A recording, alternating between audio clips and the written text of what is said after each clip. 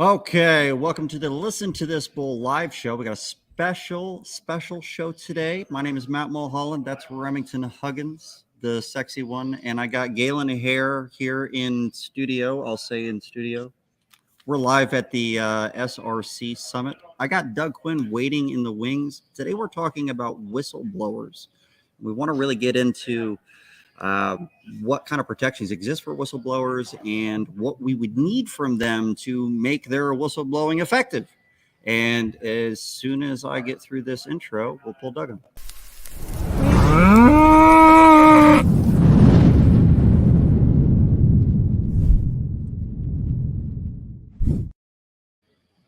Okay. Doug's still messing with his camera and lighting, so I'm going to talk to Galen real quick. Galen, you've been trying to get you on this podcast for some time. I even made some promos with your face on it. I think you found the worst pictures of me on the internet, actually. That was on purpose. It Okay. might have been. Thank you. So we'll pull something off of this particular thing. Can you tell us a little bit about yourself real quick, though? Yeah, so I'm a first-party attorney. I mainly am in New Orleans, but we have offices around the country.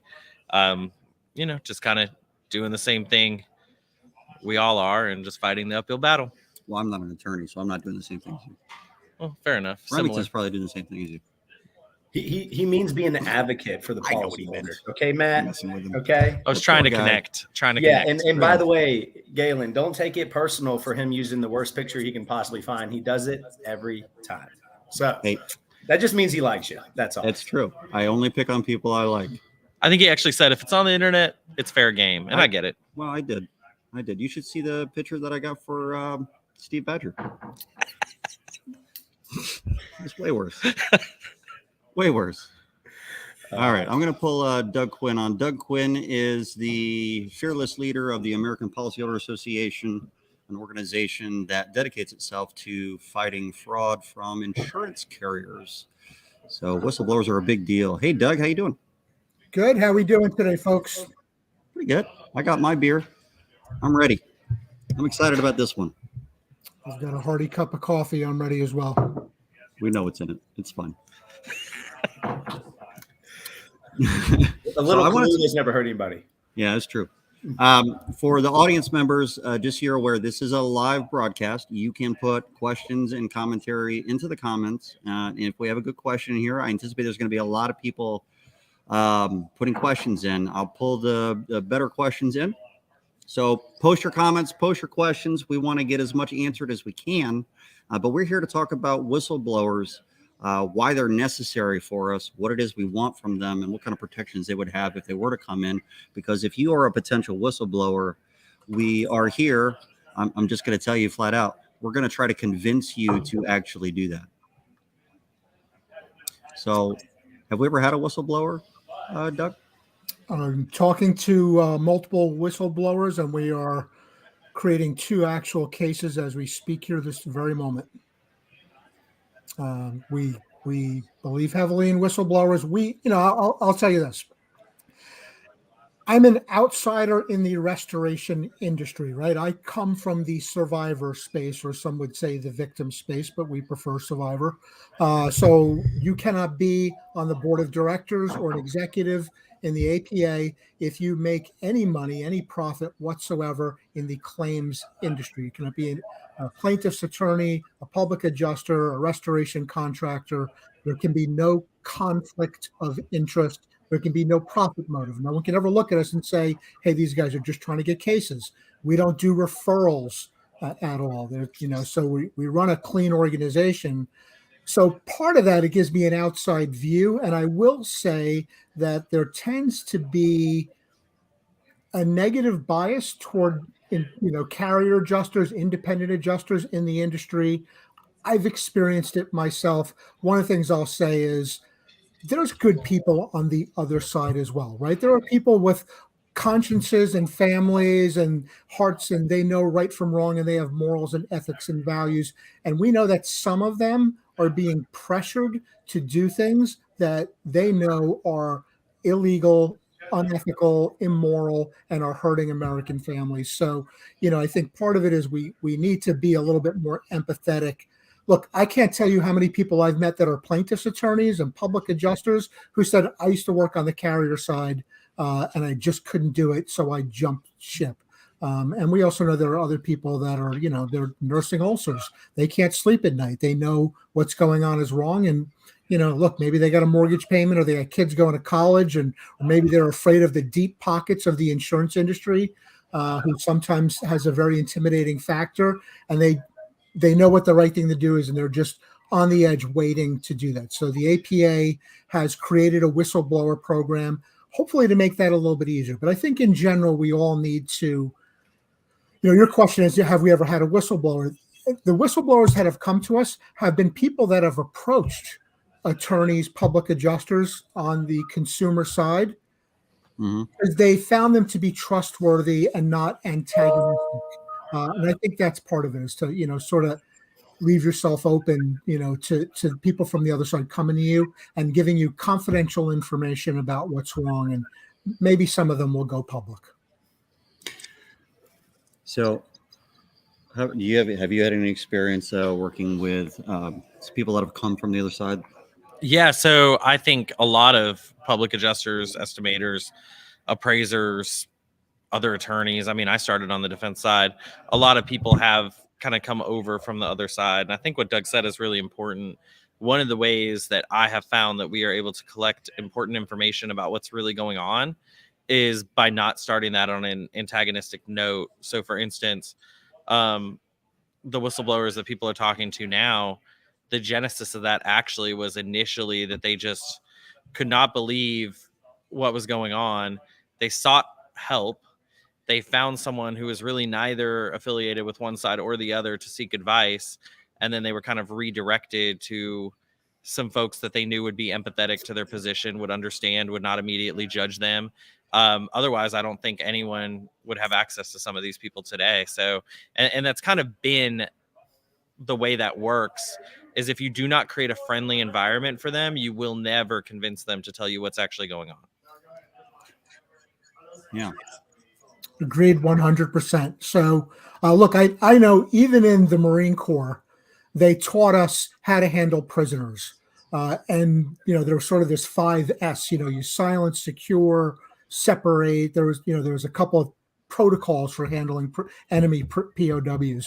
But one of them was treat them with compassion. Give them a cigarette, give them some food, because they are a good source of intelligence if you treat them as humans and treat them with compassion. And we all know there's lots of stories where that hasn't happened. But I will tell you and bear in mind, I went through Parris Island Marine Corps boot camp 35 years ago, and that was still being taught back then, and I assume it's even more now.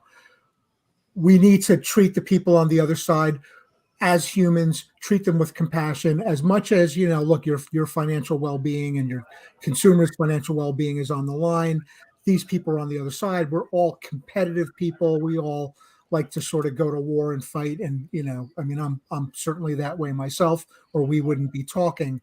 But we do need to understand that there are humans on the other side. And if given the opportunity to know that their safety is assured, or at least a way that they can tell their information and be protected, they will do the right thing. So let's start with that. If someone were to have information that we'd want, we'll get into what kind of stuff we'd want. What kind of protections do exist for them? Can they reasonably think that they'll still have their jobs? It depends on where you are. If you're, and it also depends on the kind of cases. So if you look and allow me to say this, we have Galen in his lovely orange shirt here for a reason. Nothing that comes out of my mouth should be construed as legal advice. We do have Remington and Galen who are here, who can offer legal advice. I cannot, so please don't perceive anything that comes out of my mouth as legal advice. But there is a regular whistleblower, which is sort of an employment-related case. And then there is what's called the KETAM case, which is something where the government is actually the victim in the case, and there's some profits involved. But when it comes to a regular corporate whistleblower case, your protections are, believe it or not, if you're in an at-will, your protections are basically the way they are with the Department of Labor. You can't be discriminated against. You can't, if for any reason for age, race, sexual preference, sexual identity, anything along those lines, you can't be discriminated against. But if it's an at-will state, I mean, you can be fired at any time for any reason. And we should assume if you're going to give information against your company and it's going to be public, then you are putting your job at risk. We should be honest with people about that. Not to say there isn't a whole bunch of jobs on the other side that are very lucrative that are out there. And there's a whole bunch of people that are willing to be supportive of somebody who is being honest and standing up for consumers. But, you can be fired at any time. One of the ways that we protect people is, with the APA whistleblower program, is anonymity. You can come to us in complete anonymity. Even our email to reach out to us is confidential@apassociation.org. And you can tell us your story. You can send us whatever data you have, and we will have our investigators take a look at it to see, in fact, if there was a crime that was committed. And maybe it's not a big deal. Maybe there's no crime at all, and you've just given us some confidential intelligence. If in turn we do detect that there's a crime, we'll give you the choice. What do you want to do? Do you want to come forward with this? Do you want us to try to work on other witnesses, other sources of information? And one of the things when we do refer a case to prosecutors is we will let them know, maybe you want to issue a subpoena on this. Because if you're giving confidential information about your company, but it's under subpoena, prosecutors have subpoenaed you to turn that information over. Well, there's no civil risk to you, and I'll ask the two attorneys on the call to back me up on that. But that's my understanding. There's no civil risk to you if you're fulfilling a subpoena from prosecutors. So there's a degree of protection with that. Attorneys? First attorney that speaks wins. Or loses. I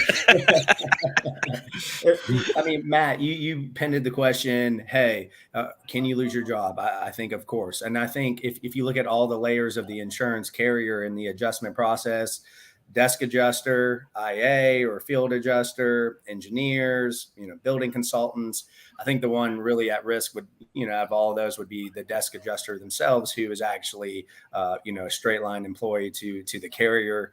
I mean, we had an IA on, listen to this bull about a month ago, and he explained, I mean, he was very open about it, how if he doesn't like what a carrier is doing, I mean, he was very open and told us what he didn't like and how they're not treating the policyholder fairly. He just doesn't work with them anymore. It was kind of his decision. He had one foot out the door, so to speak. And Matt, I know you know this as well as I do, that there's been some engineers that were only working for a firm that 100% of their work came from carriers. They decided to leave, and then they told us some of this information behind doors, what was really going on between the communication between an engineer and the insurance carrier. So I think it's definitely a risk, but at the end of the day, like Doug said, hey, you got to be able to sleep at night, so is the risk worth it? Well, some states have like very specific whistleblower statutes. Some of these whistleblowers would fall under them. Some would not. Right. So for instance, in Louisiana, it has to be illegal conduct, not just something that's wrong, but there has to be a law that they're violating. You have to raise it to your supervisors. You have to try to stop it. You have to actually try to stop it. That's a huge burden. Most people will not do that, right? But even and then those people can't be retaliated against in theory under the law. But what is the complexity there when they're just an independent contractor? It's even worse than at will, right? Because it's so simple to retaliate against an independent contractor because you're not really firing them. So maybe, to Remington's example, while the desk adjuster is the most at risk, if they follow their state's whistleblower statute, like to a T, they might get the most protection. But a lot of these independent adjusters, even if they follow the statute, there's not going to be a ton of protection for them. And to one of the commenters' points, they'll probably get blacklisted, right? Even if you can't find any proof that happened, some of the bigger IA firms will say, well, we're not getting that guy because he starts trouble. Yeah. And I've heard stories from people in the past who have said they were blackballed from carriers, especially IAs. They said, I gave enough pushback and they just won't hire me anymore. And most that I've spoken to have made their peace with it. Yeah. So if someone knows that they're getting into this and they're probably going to lose their job, I know that there are plenty of people on the policyholder advocacy side that would be willing to pick them up. Everybody's always looking for someone with the integrity and courage that it would take to do this. But assuming they'd be able to, wow, that cat looks like it's scaling your entire head right now. It is almost there. That is Tito. Yeah. He's just about to scale my head, and he's decided that he's going to be on the Zoom call. Yeah, he's there. How would a whistleblower, potential whistleblower, know if they have something worthwhile or worth losing their job over? Is there a good, I mean, other than sharing it with you and letting you help them understand it at the APA, but well, first of all, we shouldn't assume people are going to lose their job or have negative consequences, because anonymity is important. So when people come to us, we promise them that it'll be anonymous, and then we'll investigate it. So I don't know if most people don't even necessarily need our investigators before they know. We say your gut check. Whether you know the law or not, we were all raised in a system where we know right from wrong. And some things maybe are a gray area, but I do know a lot of these people are professionals who've been in the business for years, if not decades, and they know their business. They know right from wrong. They know when there's some bullshit going on and there's something that they should be saying about it. So, for the people, and I have spoken to people who have been very bold and upfront and gone to supervisors and supervisors of supervisors. And, sometimes they've had consequences for that because, again, you're telling a story that they don't want you to tell. Other times the company, to its credit, did do something to address the behavior. Part of this is, on one hand, you weigh, well, what are the consequences? And let's go with three hands. You weigh the consequences of reporting what you know to be wrong. In your gut, this is unethical and possibly illegal behavior. And I'll make the case that if you're a family who has suffered a loss to your most valuable asset, for most people, their most valuable asset is their home, and you're getting taken advantage of by your insurer, you don't care whether it's unethical or illegal or if it's a civil tort, bad faith, fraud. You don't care the label on it. You're getting taken advantage of, and you are losing and suffering behind that. So, a lot of those terms don't matter to the victims of this, the people on the ground who are the policyholders who pay for it all, right? But I'll say this, on one hand, there's what is my risk for stepping forward and trying to do something about this? And the other hand is there's also some rewards involved if you're talking about a key TAM case where you basically become what's called the relator. And key TAM is, and one of the attorneys will probably know better than me, but it's a long Latin term and it's an abbreviation. It sort of means one who sues on behalf of the king. It goes back to English common law. And basically you are acting as what's called the relator, and you're filing a case on behalf of the government who is taken advantage of. In a key TAM case, the relator can get 15 to 30% of the total settle amount. I don't know what their final settlement amount, but a famous case that just settled was from Katrina. Katrina was 2000. Just now settled. Just settled. So it was the Rigsby sisters, and they were able to alert that State Farm was doing a process called wind shifting against the National Flood Insurance Program. So the government was, in fact, the victim in that case. Our friend who was very close with the formation of the APA, Mississippi Attorney General Jim Hood, who's sort of the godfather of our genre, went after State Farm with a criminal case. The Rigsby sisters filed a case against State Farm, and it settled for $100 million. Okay, that they decided they settled to pay the U.S. government. I don't know if the Rigsby sisters got 15 to 30% of that, but there is some reward. Should you do it just for a reward? No. But I don't think, matter of fact, should you do it for a reward at all? Personally, I don't believe that. You should do it because it is ethically, honestly, and morally the right thing to do, because the consumers who get hurt by this get hurt very badly. But, if we're going to have a risk conversation, we should also have a reward conversation. And the other part of the risk conversation is, okay, there's a risk perhaps of speaking up. Is there not also a risk for witnessing a crime against American families and not speaking up? Even just your own conscience of being able to sleep at night. But, potentially there's other risks as well. So you're watching a crime happening. You're actually being a part of it. And are you not complicit if you're aware of it and you're not speaking up? You're not doing the right thing and coming forward. So, there's several types of risk involved. There's a risk of saying something. There's a risk of not saying something. And there's a potential reward involved for saying something if, in fact, the government is the victim in the case. Yeah, we had a comment from the audience from Larry Burtis real quick, and I'll let you have it, Remington. He says, risking being blacklisted versus being criminally charged for continuing to act in a fraudulent manner by following insurance company protocols. You might have to weigh that risk. Go ahead, Remington. And that's not just any Larry Burtis. That is Larry Burtis, the APA's regulatory compliance officer, administrator. And all I was going to do, Matt, was provide some context on the Rigsby sisters, where it's my understanding, again, just for the viewers, is during Katrina, State Farm was making it very minimal about the wind damage, and instead was contributing damages towards flood, which is FEMA and the government, versus their own pockets. Long, big story short there. But that's my understanding of it.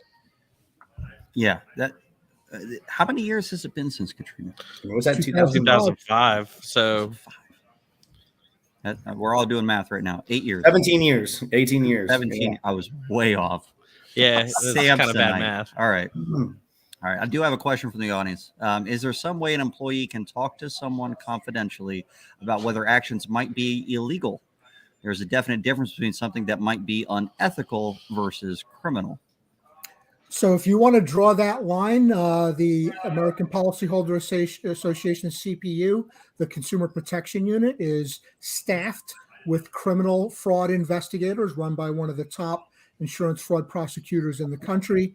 And you can come to us by emailing confidential@apassociation.org or reaching out to somebody like Galen or Matt or Remington, who are all APA members, and saying, just grab the nearest APA member and say, I have an issue. Let's keep this confidential. Can you put me in touch with Doug or, directly with the CPU?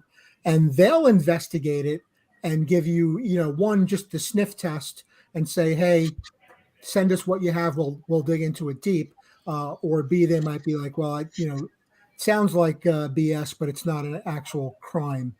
There is a way to do it. And PS, your name never comes out. It's our little secret. We will protect your anonymity. That's perfectly reasonable to do.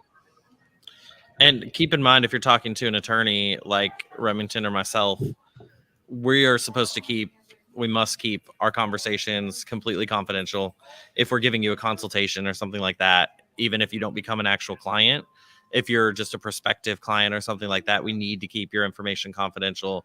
There's minimal exceptions to that. I mean, there's one time in my entire career that I've intentionally violated attorney-client privilege, and that was because the client literally said he was going to go murder someone, and that is one of the only exceptions, as it was imminent. And I did that. I still called bar counsel first, but then I called the police. And you're not going to be doing that if you're coming to talk to us about what's going on. So you come talk to me, Remington, any other lawyer that's worth the salt. They will keep your name confidential. They will keep what you told us confidential. So you should be able to rest easy that you're going to get the best advice we can give you, but also it's never going to come out that you even came to us. Is it true, like I saw in Breaking Bad, that I just have to give you $1 and now I'm a client and anything we say is confidential? I don't think the dollar is important in most states. I thought that's how that worked too. And does watching Better Call Saul, like I've watched at least the full first 2 seasons, does that give me like maybe a partial law degree? I mean, obviously I have a basis in legal knowledge, right? By watching that show.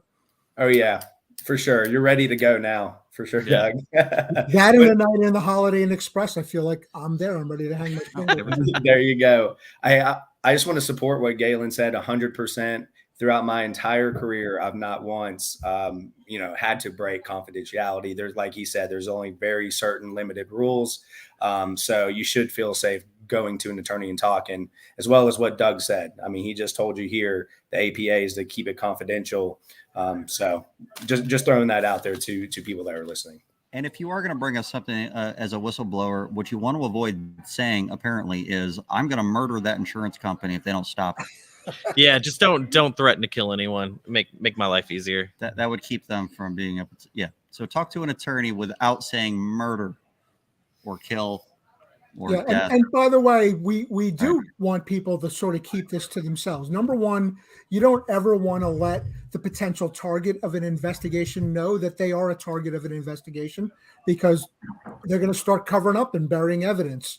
The other thing is with what's called the Keaton case, they have something known as the public disclosure bar, whereas if there's been a lot of public disclosure about the case is kind of null and void. It sort of kills the case altogether. You're kidding. So, that is truth. So we've done. Why would that exist? It kind of stands for the proposition that it was so widely known that the government wasn't exactly defrauded because they had access to the information. But that was okay. So they were. There's some timing issues there too and stuff like that. Right. It would matter on whether it's post or pre-loss then, I suppose. Okay. Yeah. And the other thing is, hey, maybe if you've got something that is potentially of value, you want to be that. There's also something known as the first to file rule in a Keaton case, which is the first relator, they're called, to file the case, sort of controls that case and also has more of a say in the distribution of the proceeds. Right. So you don't necessarily want to tip your hands. In general, anonymity is your friend with all this stuff, above and beyond the situation that you're going after one of the most powerful industries in the nation. So, it's always good to be discreet. What kind of information would be required? What does an organization like the APA need to actually make a fraud allegation? It's probably a bigger conversation than this. I know what you're saying. Who do we want people? What do we want people to put into the top of the funnel? But I'm going to say this first and foremost. Our investigators and our corporate philosophy is very, very strict. We have been around for 4 years. We have made exactly 4 criminal referrals. We understand that our reputation goes out with every single referral. So our investigators and Dominic Dugo, who is our national prosecution coordinator, who was, did this for 30 years as a assistant deputy, chief deputy, district attorney, basically have said that, look, we're not sending anything out that I, in the district attorney's office, wouldn't have investigated myself. Because if we send something to a prosecutor and it's a waste of time, it's spaghetti on the wall, they'll never talk to us again. We don't want to be the organization that cried wolf. So we are so strict as far as referring a criminal case. Now, that being said, the kind of things that we want to see is, again, everyone sort of knows in their gut right from wrong. But, when it comes to things that are actual fraud, then we're talking about, fraud is sort of defined in every state's penal code a little different, but I've looked at them all. They all sort of fall into these basic categories, which is intentional deception for a profit or to avoid a loss. And it's got to have those 3 elements. Back me up, attorneys: intent, deception for a profit or to avoid a loss. So it can't be like, oops, I made a mistake, or that was my opinion. That's one of the reasons why we all work together as the APA, because we do see fraudsters getting off like engineers. Oops, it was a mistake. However, when I look at your last 100 cases, because we're all working together and we're all gathering information together and we're working as a team, I look at your last 100 cases and you made the same mistakes 98 out of 100 times, and they are all in the carrier's favor. Now it's patterns and practices, and now it's not, oops, I made a mistake. So, one of the things we're looking for and some of the things we have seen is, a classic example is a change of your report. You can see if somebody logged onto your Xactimate and changed your report, and you could see if they had a conversation with you, like, "Hey, we've looked at the report, and we don't necessarily agree that faceplate on the outlet needs to be changed." Okay, that's a different story versus somebody snuck in there in the middle of the night, logged in under your login, struck out multiple items, deleted line items that are legitimate damage. And left your name in it as though you were the one that did it. Now we know that's likely going to be criminal fraud to do that. If we have insider information, such as one of our criminal cases that's ongoing right now, and it's been in the news, so we can talk about it, is a group of claims executive managers and personnel circulating a text saying, "Hey, we don't want to send out an email on this, but here's a text. We're not paying for any more roofs from this particular hurricane. So whatever ways you can, just get rid of them." Everyone knows texts are not visible by others. I think they actually said we can't put this in writing. It was wild. Yeah. So, and we have a copy of that because a whistleblower came forward and turned that over.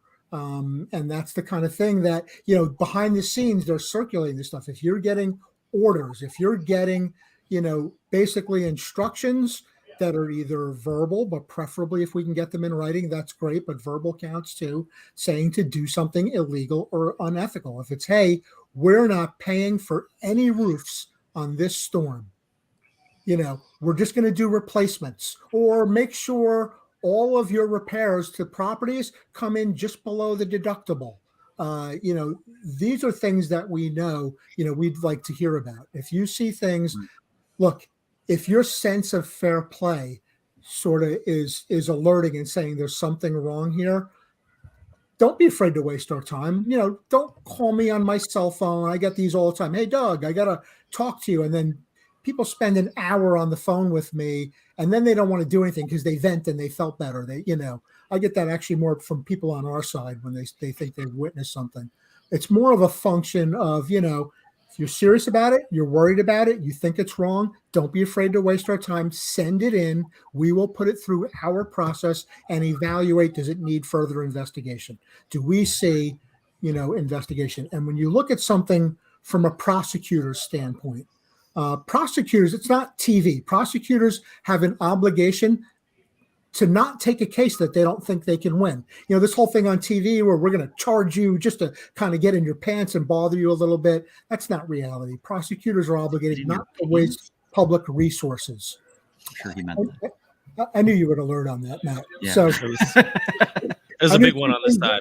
One of the cat crawling on my shoulders, you'd be all about it. So a prosecutor looks at a case and says, "Okay, what is the crime that is alleged to have occurred?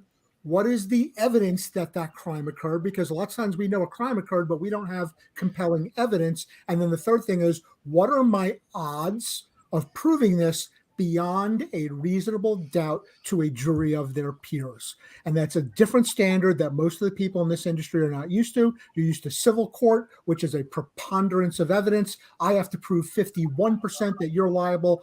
I win the case. We crack open the champagne. We cash the check. In criminal court, it's a different story. It's a much higher standard. No prosecutor will tell you the percentage, but I've generally been told it's around 95%.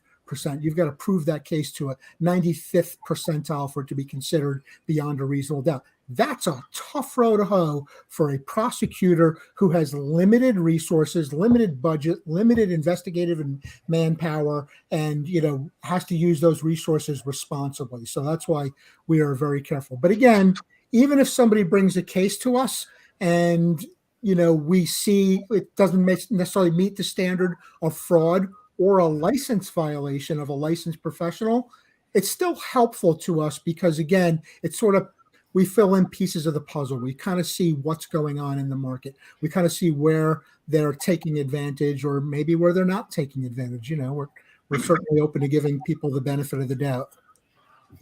So what I'm hearing is that we don't necessarily need something in writing from you. It's preferred.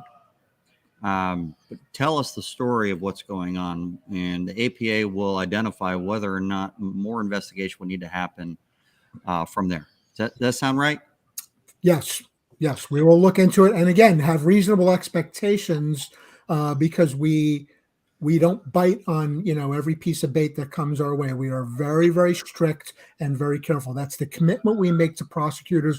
We will not waste your time. If our staff, who are 20, 30-year veterans, wouldn't have picked up this case, not even to prosecute, but at least say, it's worthy of investigating. If they said this comes across my desk, I would not investigate this. If it did, we don't send it to anyone else to do the same. But at least it gives you, some peace of mind knowing it's being looked at. And also it gives us the ability to fill in the case. We're gathering data, we're gathering intelligence, we're looking at what's going on in the market. The carrier side does this as well. So the APA is your opportunity to do that. Matt, he calls it the sniff test. He already said that earlier. It's got to pass the sniff test, and then it carries on.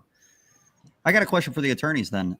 If I was a potential whistleblower IA in a meeting, as Nick Gallardo says, correct minutes are usually not kept in meetings, so it'll take someone actively looking and writing down the topics. What if I were to record a private meeting? Is there any kind of a legal backlash that could come back on me for recording something like that and then giving it off to a third party?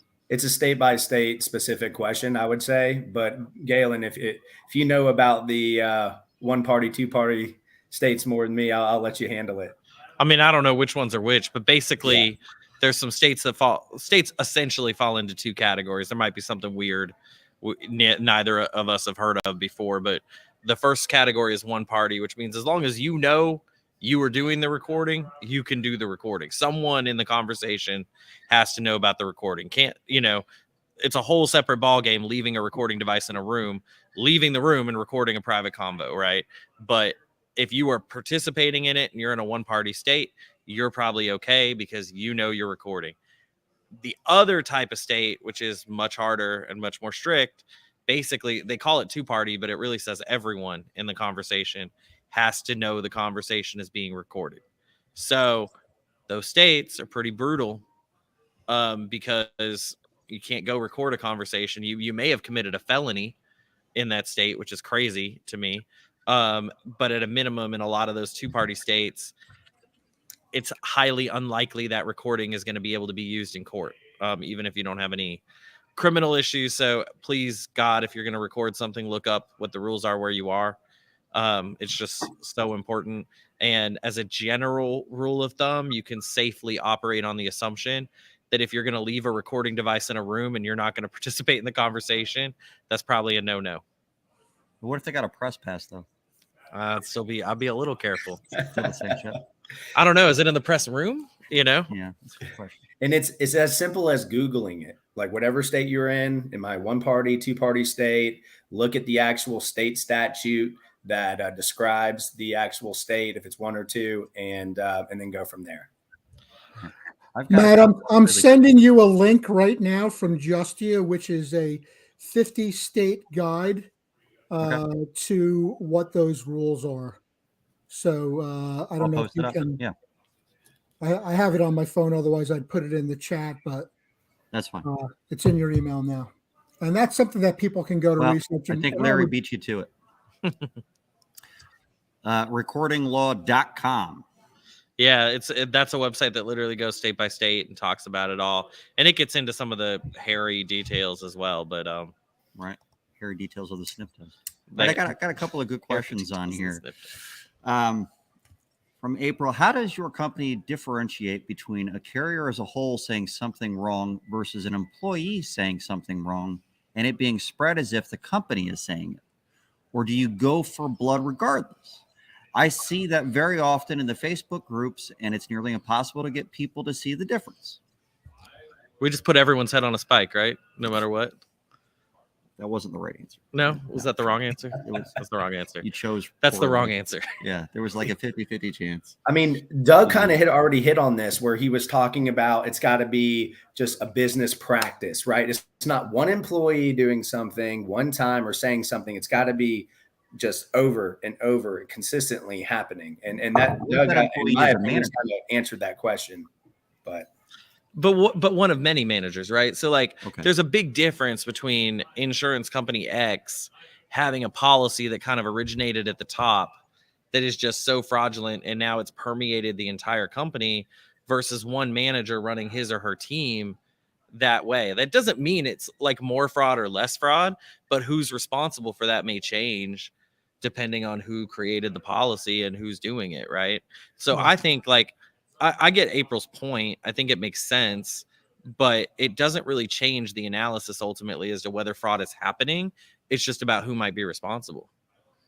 And we also know that many of these practices are systematic because we're hearing it. And again, this is why it's great to have an organization like the APA, because we sort of get this information from our members all over the country. And if I'm hearing it about a specific company or a specific TPA or adjusting firm over and over, or engineering firm, people are telling me, here's these same practices, then we know it's not just one guy in Cleveland's Southwest, neighborhood who's doing this. We know that is somebody further up the food chain, and that's, to be fair, a lot of these practices we're not necessarily, and attorneys, you can maybe tell me, if you're seeing the same experience, we're not always seeing it just as the carriers. A lot of times it's coming from the vendors. It's coming from the TPA firms. It's coming from the adjusting firms. It's coming from the engineering firms who have a bias toward telling the check writer what they want to hear.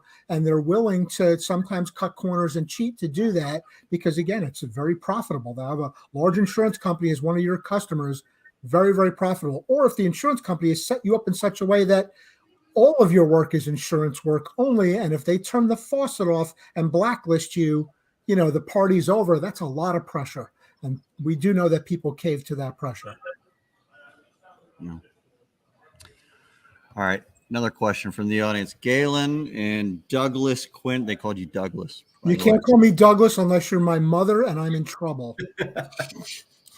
Galen, Douglas Quinn. Do NDAs and hold harmless documents affect any of this?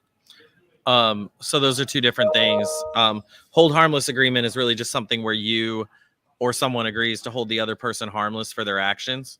That's usually not going to come up. I know some of the vendors and the IAs have signed hold harmless agreements that they'll basically hold the carrier harmless if they mess up. But if they're doing what the carrier told them to do, they probably don't have to worry about that. NDAs are a totally different ballgame. And, that's going to depend on state by state. Feel free to yell at me if I'm wrong, Remington, but some states they're going to be very, very enforceable. Some states they're not. They basically stand for the proposition that you can't discuss any of their policies or practices or procedures because they're trade secrets. You can't talk about what went on. From a criminal perspective, if you were reporting a crime in almost every state, that NDA is not going to be a massive issue for you because, we have a general public policy. Look, use the most extreme example, right? We don't want you to be able to get Matt to sign an NDA so he can't report about the murder he saw last night. It's just, so if you're reporting a crime, you're going to be okay there. But civilly, you do need to be careful. And there's really only one way around that. It's not ideal, but, we have had people come to us and say, hey, you should really look into this, but you're probably going to need to issue a subpoena to me, we'll issue a subpoena to take their deposition or to get their documents. Subpoenas and notices of deposition bear the force of law. And in the NDA, usually it just requires them to tell the insurance company, hey, I'm going to have to disclose all this. But I would take an NDA seriously. I wouldn't just if you're reporting a crime, I wouldn't be overly concerned. But again, you can always consult an attorney. But I wouldn't just violate your NDA for fun and hope it works out okay. Remington, anything to add to that? No, I think Galen hit it right on the head. Usually NDAs are used for if you're having a meeting and there's trade secrets in the sense of providing information to see if you want to invest into something, or if you are an inventor. But Look, if NDAs were just clad shut all the time, then the whistleblower, and there would be no whistleblowers ever, right? Because every insurance carrier or every big corporation would have all their employees sign it as mandatory to actually be on the payroll. So there's ways around them. But no, Galen hit it right on the head when it comes to, hey, look, you got, if there is one, take a look at it, see if there's ways around it. Yeah, and there's and by the way, you would not necessarily be doing this. We would I don't want to use the word refer, but we would advise you to seek legal counsel if it turns out that what you're turning over is something that needs to be disclosed, and you agree with that, and we move forward with it. There's a great website called whistleblower.org. There's a lot of resources out there, and one of the things they have on there is a list of all the attorneys who specialize in this kind of work. So if it turns out, we're going into a situation where, you're going to push this forward, there's a couple of protections we have for you. Obviously, you'd want to seek, legal counsel in one form or another. And again, having prosecutors subpoena the information, well, that's stronger than any kind of an NDA. And look, the reason why Galen and Remington say, NDAs don't override the ability to turn over criminal cases is because it would be bad public policy to say, hey, we can have you sign a document and you could be a witness to a crime and you can't tell anyone about it. That makes no sense, and it's really bad public policy. And of course, we know if you see something that you suspect is illegal, you see something that is doing damage to policyholders who just want to get what they were promised when they paid their premiums, speak up and say something. You don't want to sit on that. You don't want to, those of us who are on the ground and see the kind of damage that this does to people's lives. They put this safety net into place. They bought insurance. They paid premiums. They did the right thing. And, these are just ordinary American families. It is their most valuable asset, in most cases, their home. And they're getting damaged because of this behavior. You don't want to sit on that. There are people, obviously their greed and their desire for corporate profits, in their mind and their values, they found a way to make it okay to do this, but we know it's not okay. I don't want to be the kind of person that sees this kind of damage happening to ordinary families and sit on it and do nothing because, one, I'm motivated by profit, or two, self-preservation. I'm worried about, am I going to lose my job? If you're offering a job that means I have to morally and ethically compromise myself, I don't want your bullshit job. The universe will find another place for you to land that is right for you, where you don't have to wake up every day and compromise your values. You don't have to lose sleep at night. You don't have to try to look your kids in the eye and teach them right from wrong, knowing that you're watching something that is morally, ethically, and legally wrong, and you're not doing anything about it. That's just not the American way. So no bullshit. No bullshit. No bullshit. Hey, look, NDAs are usually for trade secrets, not from preventing employees to talk about fraud being committing within the company, right? There's a huge difference. Fraud is the trade secret. But this fraud is so secret, Remington. We make so much money. I think the judges would. Exactly. I mean, you guys look, if you're looking for a job and they want you to sign an NDA that you won't talk about fraud being committed within that company, I'm probably not going to join that company. So there's just a difference. Yeah. All right. Another question from the audience. Is there a difference on protection or lack thereof between sharing something that was typed out in an email or text versus an actual online manual that clearly says do not share outside of an unknown company? Attorneys? I'll let you take this one, Galen. Yeah, I bet you will. That's code for neither one of us knows the answer. So lawyers have been putting at the bottom of their emails, like, for attorney-client communication only, not for dissemination, like blah, blah, blah. And it sounds all threatening. And then half of those emails go to like our kids' daycare and other lawyers. And, so I kind of have reached the non-legal common sense conclusion that putting on a document that something is confidential doesn't make it so. But with that said, again, if you have a specific document, what you would do is you would bring it to one of us to look at before we would advise you to disseminate it. Keep in mind, you have privilege. Like, so if you're talking to an attorney, you're not really violating the dissemination by showing the attorney that document to get advice on whether it can be disseminated. That's not actionable. So, I mean, I'd have to see exactly, but a lot of these just say for internal use only or something like that. Yeah. Not usually a big deal, but you might have signed an employment agreement that says anything marked for internal use only, you will not distribute. So there's a couple of levels of analysis, but that's a long way of saying neither Remington nor I know the answer. And I'll also say this, if it's an email direct, if you're in the actual email chain, you're a party to, let's just say it's fraud. You're a party to that fraud versus a manual being published online, which, you know, if we go to the rules of evidence, that's kind of hearsay, right? You saw it versus you actually being a witness to an email or a text. So that's another, just a difference.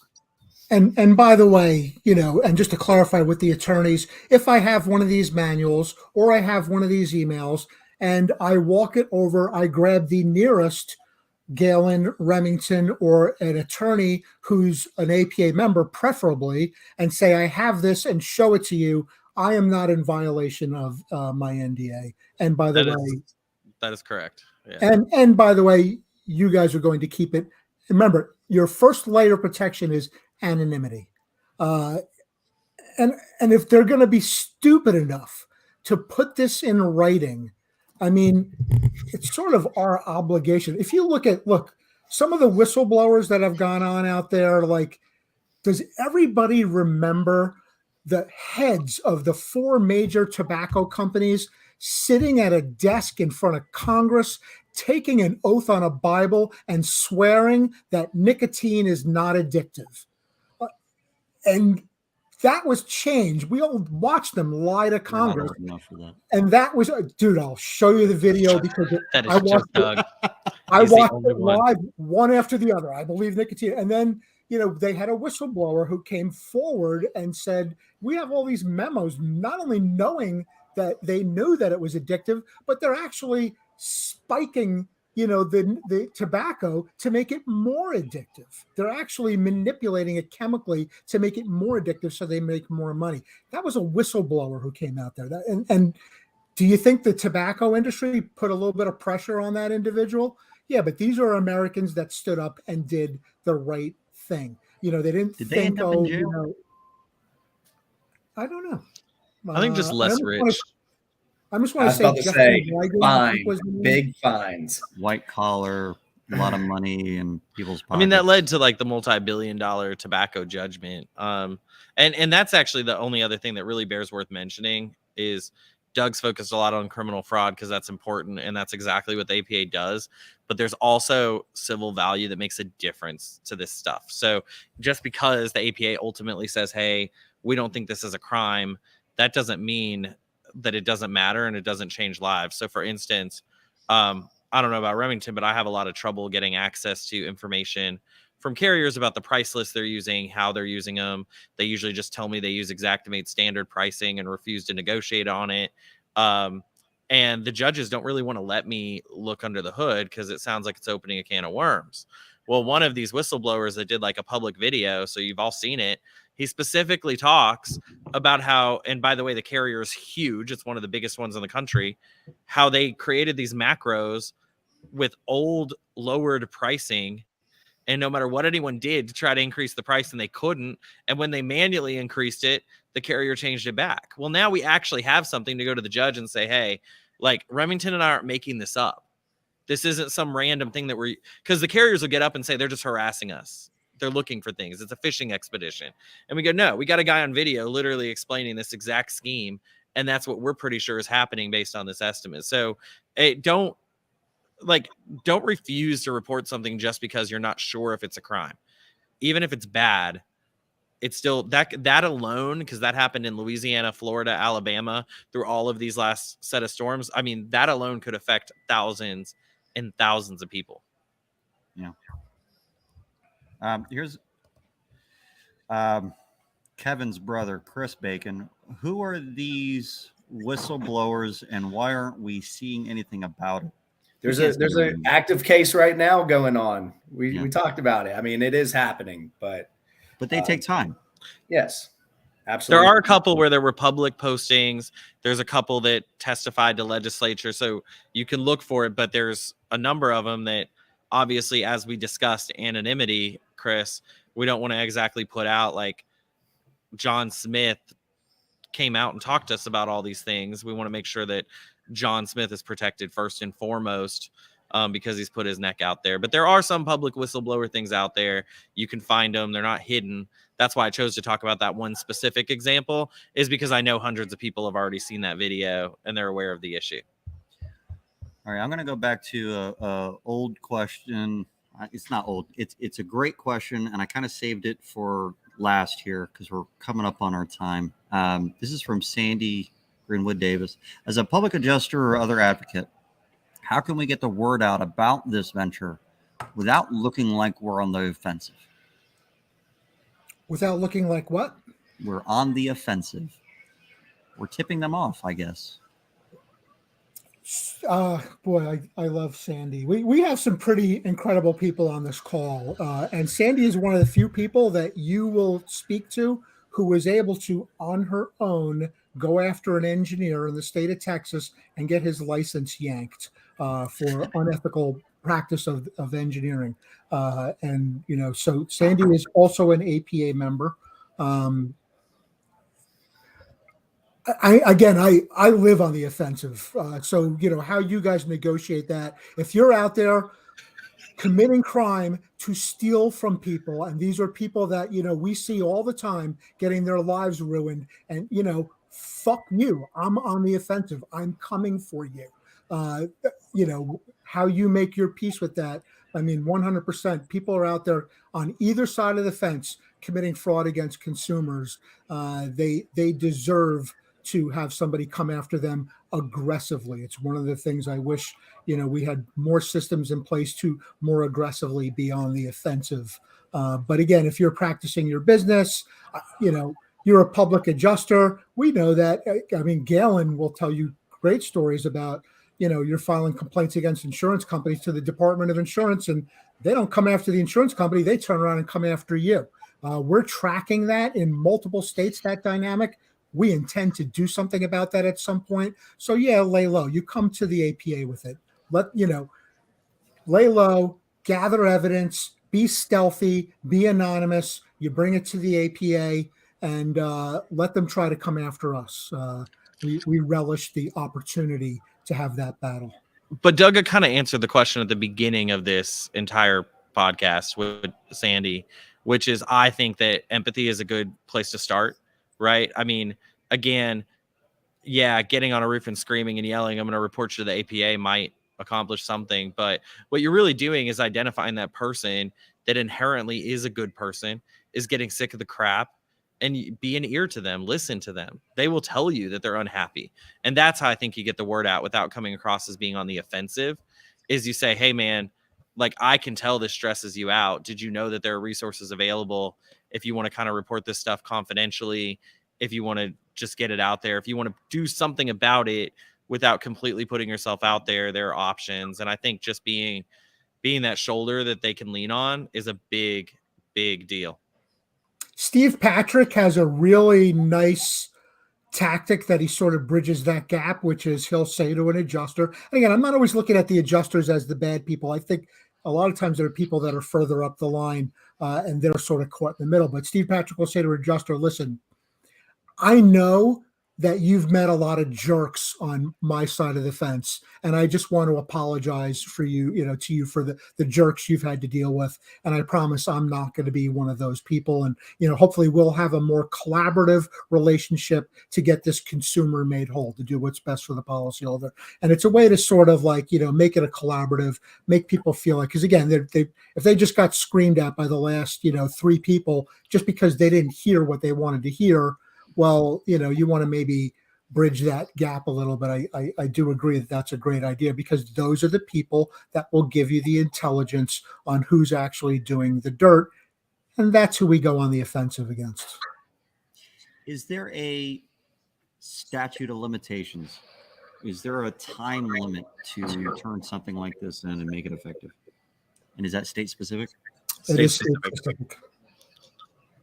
All right. Is there a general rule of thumb we can talk about? Fraud is usually shorter, and than a lot of like crimes of violence and things like. Well, that's not even fair. But certain crimes have a very, very long period, and some have a short period. So, I mean, I'd report it no matter what, even if it happened 5 years ago. But I wouldn't sit on it forever intentionally waiting for the right time, because in some states it could be as short as a year, in other states it could be longer. Yeah, and also the crime doesn't always necessarily happen at the time of the loss. So, we've seen it multiple years. We have what's called the prosecution synopsis for every state that we operate in, and it sort of gives us it's almost like a Reader's Digest, who's who, where the FBI offices are, who the U.S. attorneys are, who investigates criminal fraud, insurance fraud, who prosecutes it. Generally there's an investigating body and a prosecuting body, what the statute of limitations are. But here, I'll give you a recent example. We had somebody that we were speaking to investigators about a specific storm, and they're like, oh, well, so this case is 4 years old. No, the storm was 4 years ago. The loss was 4 years ago. The fraud was actually way more recent. And we actually have a deposition, as recently as a year old that we can use to document it. So it's not always the data loss where the fraud occurs. Sometimes it occurs further down the line. All right. And by the way, same thing, turn it in. We'll take a look at it. And at least it's something we're tracking. Look, we talked earlier about wind shifting from Katrina. Everyone's radar has been up about wind shifting. Everyone's watching it because we know that's a tactic that was used. We know that Congress with the NFIP put in rules to say that if you're overpaying a claim, that comes out of your pocket. So, that changed it. For the first time, we're just starting to get reports of wind shifting from Hurricane Ian. It's starting to rear its ugly head. So because we've tracked it in the past, because we know what the signs look like, we know what the symptoms are, then it allows us to pick up on it now. So it's the same thing. If you have a case, you bring it in, we'll take a look at it. And the website is apassociation.org. Is there That's another our website? If you want to send in something anonymously to talk to us, again, the best way to do it is if you're an APA member, you have a fraud reporting portal that escalates directly. I mean, I get the email escalated fraud report from an APA member. It goes directly to our CPU, the Consumer Protection Unit. Obviously it's quicker if you're, somebody who is not necessarily a member. You can send it to confidential@bpEMU.org, and it will be treated discreetly and anonymously until you agree otherwise. Perfect. Anything to wrap up with? No, I would just have to say this. If you are in the insurance industry, and again, Doug led this off, and Matt, you did too, and Galen agreed. Not everybody on the insurance side. We're not saying everybody is bad, okay? But if you are on the insurance side and you are seeing a systematic fraud against policyholders, we ask that you do reach out. We ask that you do something about it and be proactive, because like Doug said, there's consequences to not doing that. And we ask that you do. And then also, if you're in the industry on the advocate side for policyholders and you're not a part of the APA, I'm telling you right now, you need to join the APA ASAP. I joined 3 years ago, give or take. It's a great organization. Doug means what he says. I was at the Capitol in 2022 down in Atlanta, and he got on the phone with me and said, Remington, do I need to get on the plane tonight and meet you down there to advocate for policyholders? He means what he says. So those are just the last two things I like to say. He actually did get on a plane the year before and met us at the Capitol too. Right. Yeah. I only had to ask him twice. I really just came for Georgia barbecue, but while I was there, I testified to the state legislature on some particularly nasty anti-consumer legislation that they were doing, and we've done that in multiple cases, so we're happy to do that. The APA has gotten a great voice in the world. We've been quoted in some, pretty great publications, Times, Newsweek. There's some really. We're now getting the calls. We've testified on the floor of multiple state legislatures. We testified to the U.S. Senate over the summer. I got to call specific insurance industry defense attorneys and engineering firms criminals and fraudsters. It is now in the permanent congressional record. You can see copies of that on our YouTube channel. And guess what? Here I am, still walking around, still breathing. No one's come and executed me yet, but you can't have consequences for speaking the truth in civil courts in America. Well, they could try, but certainly, come be a part of the APA.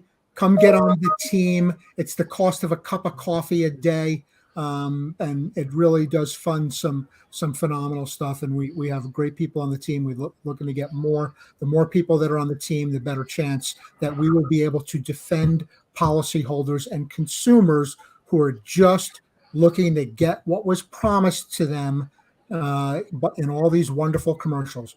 We do not want insurance companies to pay $1 less than what they owe, and we do not want them to pay $1 more than what they owe. And if you're in the industry, ethics matter. We are in the best position to hold the insurance industry accountable if our ethics are beyond question. So please, honest, ethical, honorable business. You hold the consumer, what's in the best interest of the consumer, as your guiding principle at all times. And then that gives us a much better position to make sure that the insurance industry does the same. We believe heavily in insurance. It is a very important financial tool that allows an average person to handle a loss that would otherwise be catastrophic. We just want to make sure that it works the way it's supposed to, and we get the fraudsters on all sides out of the equation. Cool. Thank you again, Doug, for finding the time to get on here. And thanks again, Galen, for joining me live at the SRC Summit. Just to tie it all together, we need to stop the bullshit on both sides. If you're seeing any kind of bullshit out there, and it might be on the carrier side, the APA is a great organization that can help you identify if it's worth being a whistleblower for and giving you all the options. And anything that you might need to know, you can call Doug at 2 a.m. He said a few times. Yeah, he said 2:33 ideally, but something like that. So that's fine. Dress cute and breathe heavy. It's all good. That's.